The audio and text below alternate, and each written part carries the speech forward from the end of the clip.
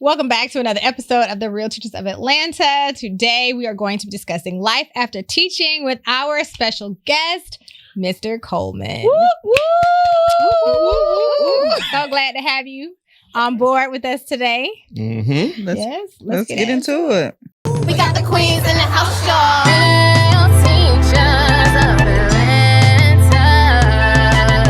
I am Mrs. P. Smith, the Mama Bear at school, your favorite ELA and SPED teacher, but always teaching my students about business. I'm Miss Rose, commonly known as the snarky teacher, always ready with the good candy. The kids say I'm their favorite math teacher. After school, it's lights, camera, action. During school hours, it's Miss Carter, the life science teacher saving lives. We got the queens in the house, y'all.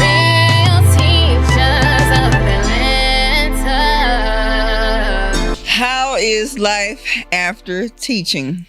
Well, let me tell you, it's lovely.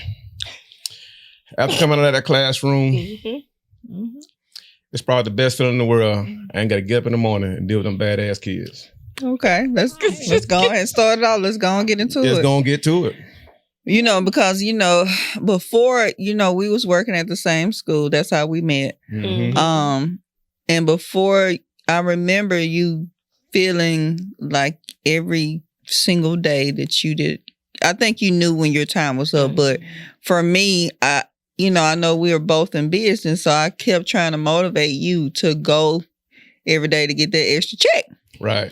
And I do believe you love teaching.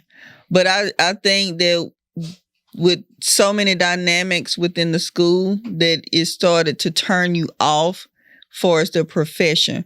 But I do remember trying to motivate you every single day to go back. But I think as a teacher or as anybody that's in a profession, when your time is up. Yeah, I mean, your time is up, especially when you pull up to the parking lot and you sit in the car looking at the school and you just bust out in tears. Like, damn, I got to go in this place. And it's not about really the kids, because I do love the kids. I love the kids with all my heart, but that's why I was able to relate to most of them, because I taught their lingo. But it was the admin I couldn't fucking deal with. I couldn't stand it. The admin was just pretty much, they say they on your side, but then when something goes down, they back up in the corner, they hide. And it's like, okay, well, where's the support for the teachers, when stuff happens in the classroom? I've been hit several times, but a lot of times I didn't report it because I already know it ain't gonna go nowhere. But then what's gonna happen is, if it gets up to admin, they'll turn it around and say that, oh, well, what did you do, Mr. Coleman, doing? I ain't did nothing. I'm just teaching. Y'all know these kids are out of control. So why not put something in place if a teacher is complaining about a child disturbing the classroom, or they feel threatened the classroom? Get the child to the classroom, please. Don't leave him in the classroom. Most time they take them out, go to the little meeting in the building where you had a little meetings. Yeah, they go to the little prison room. Around the corner. Little room around the corner, little prison room. Yeah, and then go right back to class. Had that roundabout discussion and get that chip and coating. So I know, Mr. Coleman, you had one of the best math scores when we were all teaching. And, the kids really, really loved you, and they learned. They did. They did learn. I do have a unique style of teaching, and it's probably the type of teaching that gets you in trouble. So I wouldn't recommend anybody to do it. But I was the cussing teacher. Not the cussing teacher. But that's just how kids learn, because, just like most kids. See, here's my perception of the whole thing. I want to say that parents are raising these children, but it's hard to say that the parents are raising children because the way these kids are behaving right now. But the thing is that what I look at, the kids are so much into technology now. Social media is the parent. That's the parent all day long. So you're dealing with something where these kids are already established, grown, coming to the classroom. So now you got to come in and you got to be on that same. To me, my thing is, if the bus stops right there, I got to go a little further than where they at. So if they want to get crazy, I'm going to get crazier. They go crazier, I'm going to get craziest. And that's how I was in my classroom. But the thing is, I had total respect, no problem with the kids. They sat down and learned. But it was just hard just coming in every day, knowing that you have potential to do other things. as far as financially wise to make something else, because the type of work that we were doing, it just wasn't enough money in it. It just wasn't. It just, because even when you leave school, you're still working. Right. You're doing lesson plans, you're getting curriculum together and all that other mess going on. And I just, to me, just like I told my friend Ty one time, I was saying, we was going on break. When it's time to go on break, it's time to go on break. Hello. They talking about taking computer home. Computer home for what? I don't want y'all fucking with me. Let's take the computer on the desk. I'm home. And I think for me, that's when I start looking at you in Georgia, because I think Rose and I was the people that would take our laptops home. But I think following you guys, I don't take my laptop. Like when I seen Coleman leave that laptop on his desk every day, It was on there. He didn't even charge it. Or did you? I don't even remember you putting it on. It was just on the desk. I don't bring the job home. Because the time when I did bring the job home, there were stressful moments. Because I'm sitting there trying to figure it out. I was better off coming in early in the morning and just look at the curriculum for that day, and I was able to put it together. But even then, I didn't like the curriculum then because, of course, in the school system, they want to tell you how to teach it versus which teachers need to feel comfortable on how they can teach it to get the child to understand. But when because I ain't gonna lie to you, because I'm not the smartest tool in the box. I'm not. But sometimes when they would come in and try to tell me how to teach it, shit, they lost me. I'm trying to figure out how to teach it. I didn't understand, but now I understand it the way I can teach it, but the way they tell it, I'm like, what the fuck are they talking about? And the Put way some that you were tapes. What's with in the sand? Tape some sand or something. Sand? Put the numbers in the tapes or something like that. I'm like, what? We had Y'all losing me. Yeah. So it's just pretty much it, man. But yeah, but really, life after school is wonderful. It is. It is probably the best feeling in the world, especially when you have potential of making money otherwise elsewhere, So, but for those of you that are still stuck teaching, don't have that, keep doing it until something comes up. And I like, some of the things that you did in your classroom because, I am a former student of yours.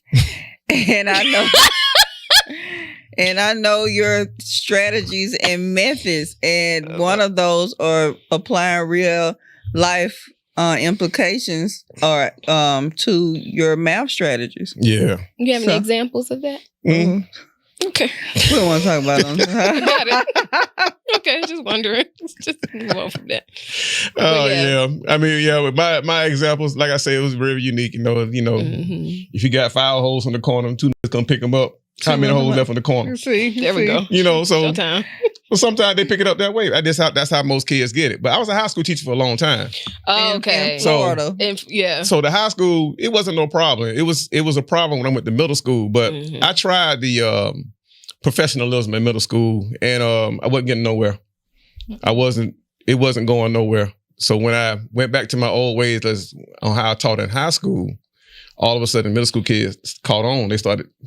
They were like really tuned in. They're like, damn, well, who is this guy? I'm that. I'm gonna show y'all. And they were learning. At the same time. They were learning. And you know how it was, Ty, because I remember I was trying to help you with your math exam. It was a big challenge. It was a real big challenge. But I think with some of the strategies that I came up with, you finally got it. You finally passed your test. You did pass your test, right? I did. Okay, good. Because a lot of this stuff that they have, I'm no math teacher. That's, not my area. But I feel like a lot of stuff that they use, I have set in some math classes. But I just don't feel like, for me, I'm big on we need to teach kids finance. Nah. I think kids already know how to count money already. But it's more to just counting money. We're talking about credit. We're talking about how to pay bills. We're talking about investments. Those type of things. Kids have no idea what they are and what they do. They don't know about commodities. In my classroom, I did teach that. Okay. I did. How to build your credit, stuff like that. Stuff they need to know as far as getting out in the real world. And, and even today, I still have a lot of the kids still stay in contact with me. They still call me and they just thank me all the time for teaching them and showing them how to build credit, write checks, and all that. Because back then we were writing checks back then. They ain't know how to do all that. So it's just a process of what they teach in the curriculum. I just don't really feel that it's made for us. Because I notice when I talk about Black history, it's like my students, well, especially the students of my color, they were tuned in. Right. And they really wanted to know what was going on. And then when I think about it, where was the school back in them days? Where was school at? Who invented school? Why is it here? Well, let me just pinch his finger right here. That's why it's here. Hello. Yeah. Every style, every child is a receipt. Wow. Every last one of them. And that's why they continue to keep doing, to deal with the bullshit that comes with it, and they make teachers put up with it and pay them as less as possible. With all that money, if you count the amount of students that's in those classrooms and the money for each child, don't y'all think y'all should be getting a little bit more money? Absolutely. Oh, well, don't talk about that though. No. They bring a hitman to the door. Hello. Well, we done brought to the door already on that, that part. Yeah, we have. Yeah. Oh, y'all did? Yes. Yeah. Well, okay. we told you about that part. Yeah. Yeah. But it happens. Yeah. It does happen. It does. Nikki Rose, what you got, sweetheart? I mean, I think our relationship is a little unique because we didn't meet on the same grade level. And I think that our paths crossed and kind of each, helped us to do whatever, because I know when you left, that was really hard for us because you were the anchor to the team. And, you really inspired us to really go out and say, okay, let's do something else other than this because it's not working. Right. It's not working. So when you left, it was like, okay, well, if he can do it, then, we can find our way out of the educational the education system, because the way that we want to teach and the things that we want to implement is just not what the county wants. Right. So it's like it's this constant fight that we're having. Exactly. Yeah. And to me, I just felt like, there was a don't care attitude about whether the kids learn or not, and that was another thing that I dealt with in the school system. I just felt that way about it, so it was just time for me to go, especially when you pull up in the parking lot and you're looking at the school and you're crying. You literally crying because you got to go in this building. Yeah. And deal with whatever comes with that day. So I think anybody that decides to leave school, you need to have a passion for what you want to do. Not just something say, oh, I'm just making money, man. I'm just Nah, because if you got a passion for it, you're not going to worry about the money. Because when I came out of the school, I had a few things going on already, but the main thing that I had going was the lawn service. And the lawn service, that was my therapy.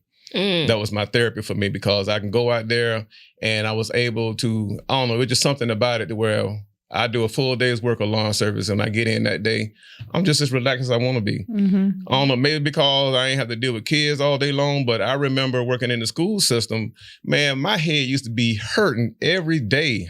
Hot flashes, because you're dealing with kids, you're trying to get them to understand, and then you're dealing with parents coming in, acting crazy with you. It was too much going on just for one person. And then a lot of parents don't understand, look, your child is not the only one in the class that I deal with.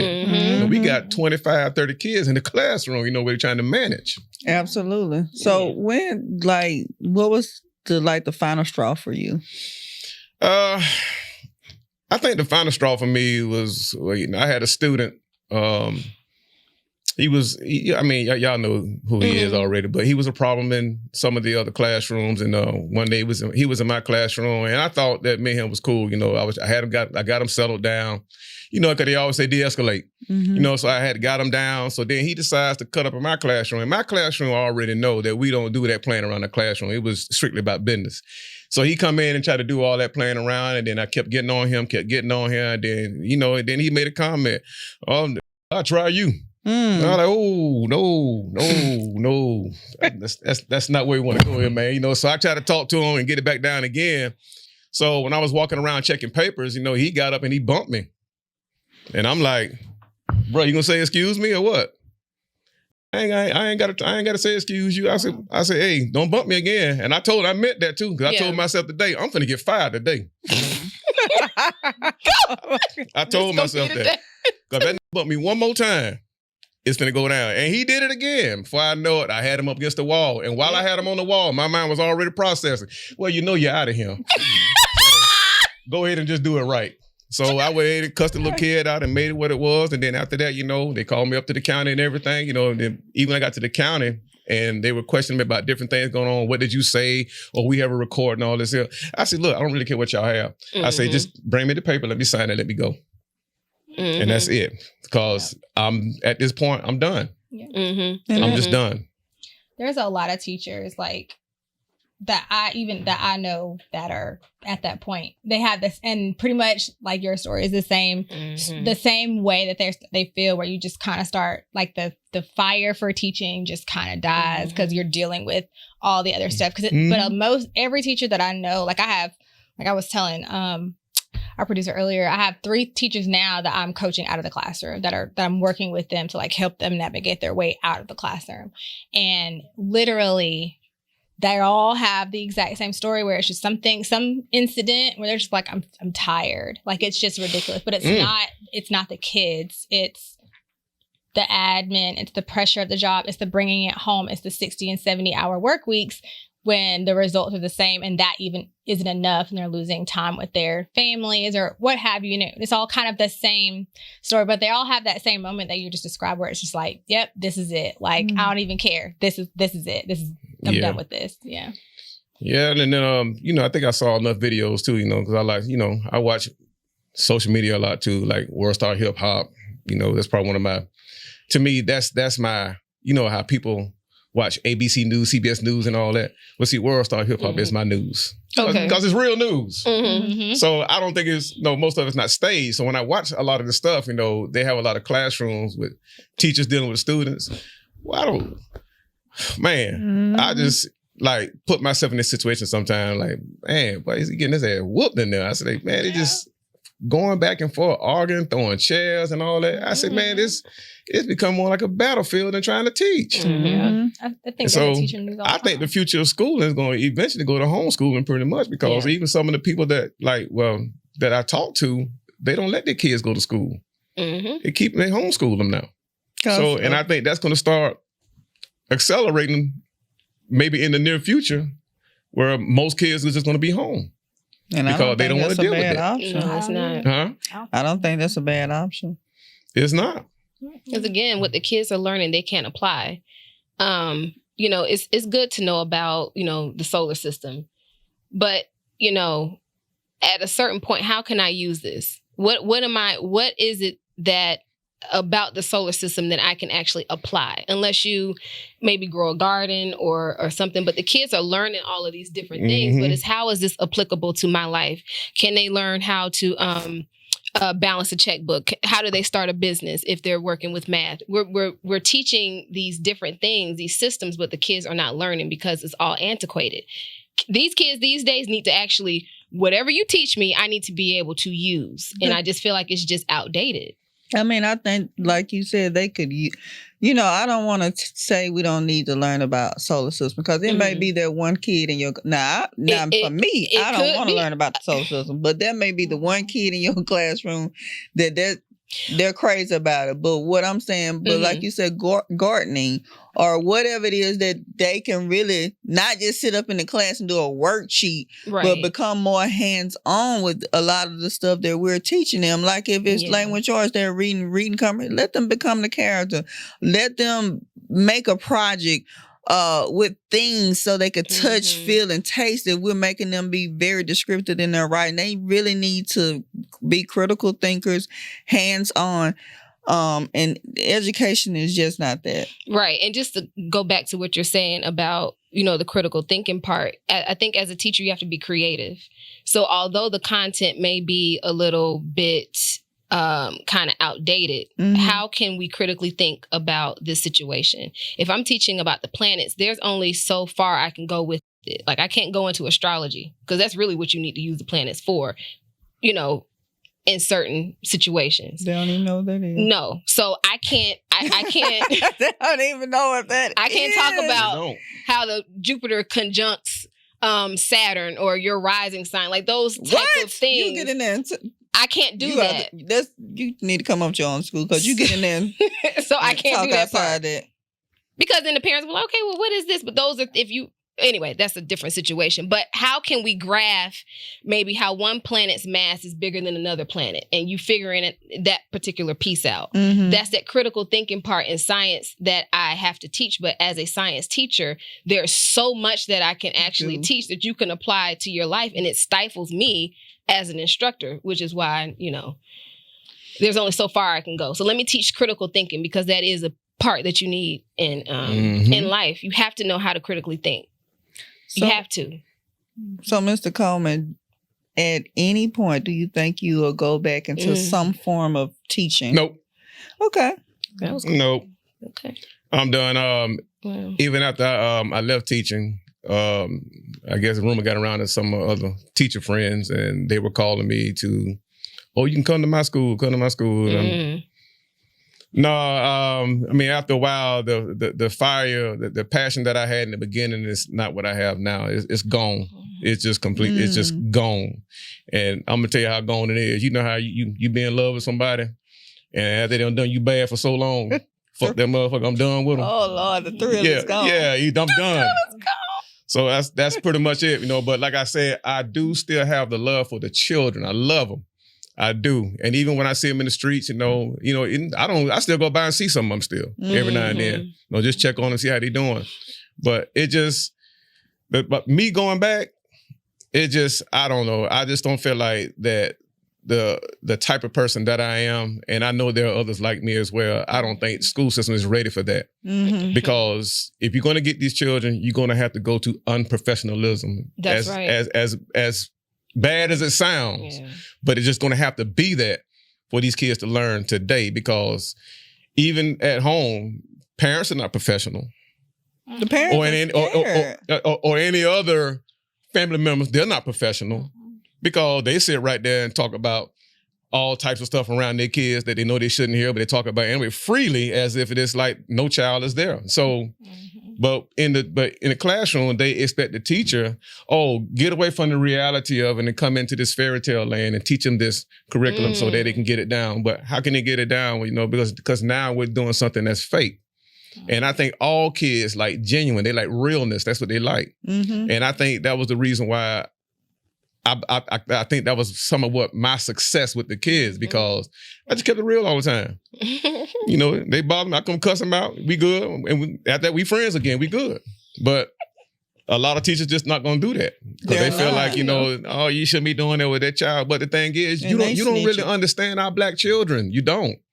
So I don't think you should need to be talking about how our Black children need to learn versus yours is, because the way I feel about it, the curriculum is just set up for the average white kid.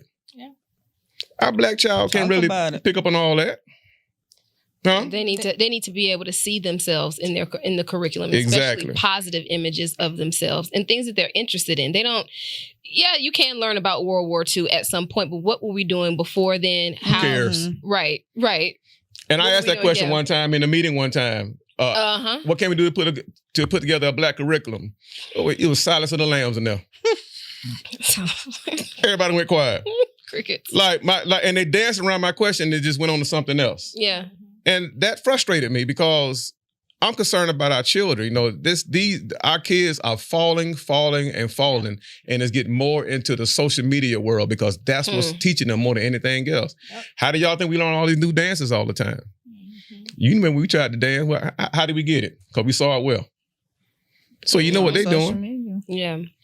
And other things in that, they got tatas and baba, I don't want to say the word, but titties and booties, rather. It's all on there. They're looking at that. Of course. Yeah. And they bring it to school, and they experiment with each other, especially, I can't tell how many times I done called bathroom sex. So many times. So people don't believe that. Every time I say that out loud about middle schoolers, I'm like, people are real. No, they don't. Girl, yes, they do. The parents only knew. They get it all more than grown folk. I don't think people really know. I think people are getting a portion from what they see on social media, but I don't think people really know the realities of being a middle school teacher. And I ain't even got to high school. I'm just at middle school. Yeah. Like this stuff is really happening.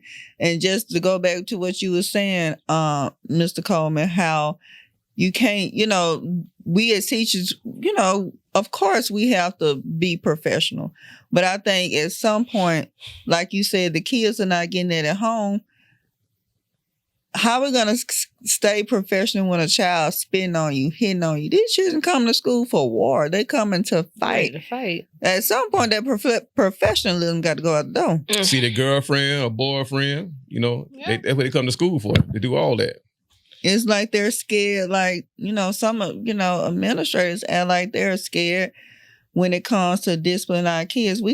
Our kids, you could talk to our kids, but sometimes I think our kids are coddled too much. Yeah, because the world's not going to coddle them. They're going to take that same behavior out there in those streets and they're going to get shot dead. And that's what they're unfortunately, doing. or locked up somewhere with that type of behavior that they have. But they stick them in these rooms and we're going to talk about it. We're going to write about it. No, I'm not saying that punishment has to be punitive and violent towards children at all. But they need to understand that these are the consequences. You can't baby kids. They have to, especially not with these kids in this generation. I got whooped. Okay. I ain't saying that's the answer for everybody because I ain't had to whoop my child ever. Okay. But I, you know, had a little leg tight and I turned out fine. Yeah. Yeah, ain't nothing wrong. But then now the kids are calling on the parents. Yeah, the kids are calling the parents. My mama told me you can call CPS. Here's the number.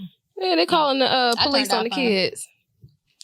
I on the mean, parents. Yeah, I mean, I think you're right. Kids they're coddled. I think as teachers, there's just we don't have a way to hold kids accountable. We don't. Like that's been taken away from classroom teachers, and then administrators are afraid to discipline, and so the kids run the school. So what's the solution? Because get the hell on out the school that's system. what I'm going with. Because the reality, like Mr. Coleman said, hey, I was tired. I was fed up with the kids. I was coming to school in the car crying. I was having these anxieties. I don't feel that anymore. So what happens when all the teachers jump And that's what I was just about to say. When you have good teachers that leave, that are actually teaching the children things that they need, the skills that they can use out in the world, then what happens? You have a whole population of people that don't know nothing. And those are the people that are going to fall by the wayside. You're already living in that. The great resignation and teachers leaving the classrooms, the good teachers leaving the classroom, that is not a future situation. That is already happening. They are already leaving, starting their own businesses, going to teach in other industries or going to other industries and applying those same education degrees to some other place. I firsthand know this is what is happening. And guess what? That's what's what going to you end up have happening. now, but it's happening. And the parents are going to end up homeschooling their children. No, they're not. Exactly. They're going to continue to pack them classrooms because the ones that can homeschool, our kids are the ones that are going to suffer. I mean, no, our kids. Well, no, I differ because a lot of our Black kids, as far as the parents go, they're starting to see this isn't working. My kids are beginning to suffer. A lot of our parents are becoming a little bit more knowledgeable about self, where it comes to health and food and eating, exercise and self-care and meditation. Yeah. All of that runs in the same vein. So a lot of them are pulling their kids out. They're pulling their kids out of church, unfortunately, because church is now, and we're going to talk about that on the religion episode, but it's all under the same umbrella. They're pulling their kids out. We are pulling our kids out of the school system more so now than ever before. We're waking up, baby. Stay woke. I mean, I'm just going to say statistically, that's all I'm going to tell you. I think that the overcrowding of classrooms will still continue. They will just keep closing schools down as they've done in the past and still continues today. We don't have enough students to keep this school open, shut it down, split them up. We've seen that even in the district that we came from. Well, academics are going to start shutting schools down because it's not all behavior all of that issues. Sure. It's a lot. Teachers have to face a lot of things. Unfortunate behavior is one, but academic is a best part of it. That's tiresome for an educator to get up there and have to read the passages, read the answers. I mean, we doing everything, but putting the name on the paper. Okay, and they can't even do that part. Some of them ain't spell their damn name. I told y'all. I don't seen it. And, I laugh because all of this is just so ridiculous because in an instant it could be changed. Well, we need some help. We could fix it. That's what I'm saying. Yes, we need absolutely. help. The educators oh, y'all the teachers. Yeah, but when we have these syllabus that we hand out, when we have these open house, I myself, and I know that you guys have in the past as well, tell parents we are in this together. Yeah. The child, the stakeholders, the districts, the principals, the parents. It's not just on the teacher. I think that that's something that is said out loud, but is never intended to be an action. And I honestly feel that way. That I 100. I don't. It's a great soundbite. We're in this together. Everybody wants to say that as if we're a team, but we're not a team, because at the end of the day, it's you and 37 kids, and the fact that in the worksheet. And whatever I can figure out, because the other part is we're saying, okay, like you were saying, teachers need to be more creative. And I'm like, yeah, but creativity costs money.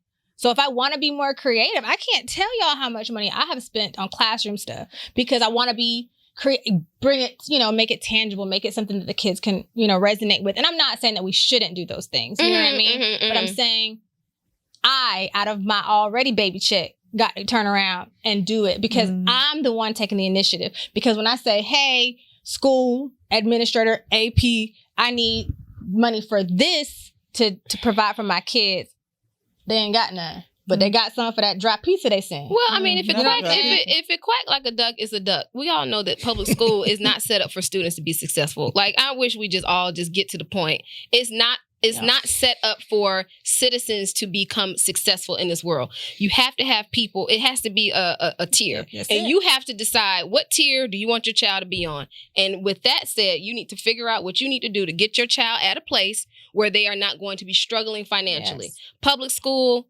is just not it. For the U.S. For the U.S. For the U.S. Exactly. Right, because these things are not happening anywhere. They take education very seriously because they care about the totality of their population. Because these people are going to be walking around amongst you when you become older. That's just what it is. And that's on who? Okay. All right. So, Mr. Coleman, well, go ahead, Ty. I was just going to ask, what are you doing now? That's what I was just about to ask. Lawn care, property management, barbecue, just pretty much anything, that I can get my hands on, where I can make money in it. If I can make money in it, I'm doing it. That's just pretty much it. So before we close out, I just want to know, because we tell you all the time, when you see your skin is clear, it's glowing, you've gotten shape.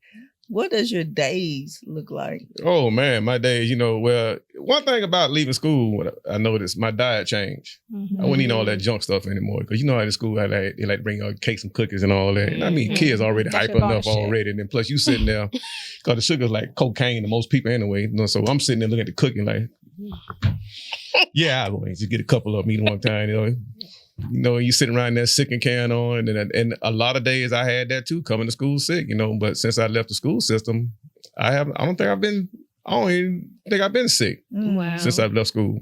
It just I go to the gym a lot now. I just eat the right foods and that's just basically it. And just work and just try to make my dollars. Now, I'm not going to tell you making money is the solution to your happiness, because I have to put this in here, because when I did started making money, depression found its way to me.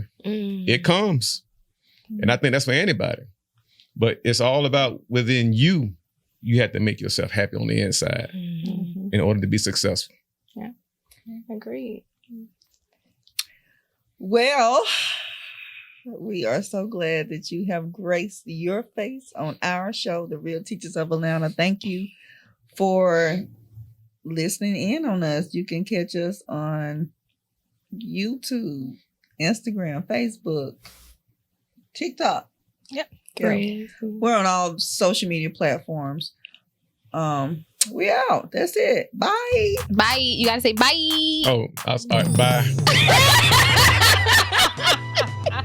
I tried it. I knew you weren't gonna do that. If you want to see more videos like this, please like and subscribe and follow us at Real Teachers of Atlanta. Got to see you there. We got the queens in the house, y'all.